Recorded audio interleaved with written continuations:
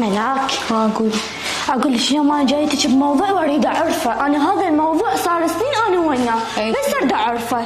اقول لك حسين ليش ما يسامح عمتي؟ شنو السبب؟ شنو اللي صاير وياه؟ فاطمة رجاء تجيبين هاي السؤال، أنا ما أقدر أجاوب عليه. لازم تجاوبيني. انا رجاء يعني اريد اعرف زوجي، ما اعرف ايش بيه يعني. ما أقدر أقول امه لك. تتوسل 24 ساعه بيه، يعني حتى الله ما يرضاها. معقوله يعني شيء ما يصير؟ ترى فاطمة لا تسأليني، ما أقدر أجاوب، ما أقدر. لا عاد انا من منو اعرف؟ انا اريد اعرف زوجي ايش بيه. يوميا اشوف الحسره بقلبه، حتى الله ما يرضاها. يعني انا اشوفه قبالي، يعني تدري شو يصير بي؟ 1000 موته اموت باليوم.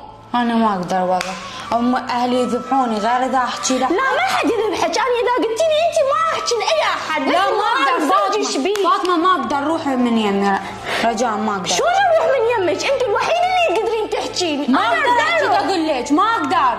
ايش دام ما تقدرين؟ انا اقدر اعرف زوجي شنو راح يصير وياه وشنو اللي صاير وياه. كافي فاطمة، ما أقدر أحكي، ها هي ما أقدر. يعني قولوا لي انا من اروح لعد. فاطمة كافي تلحين.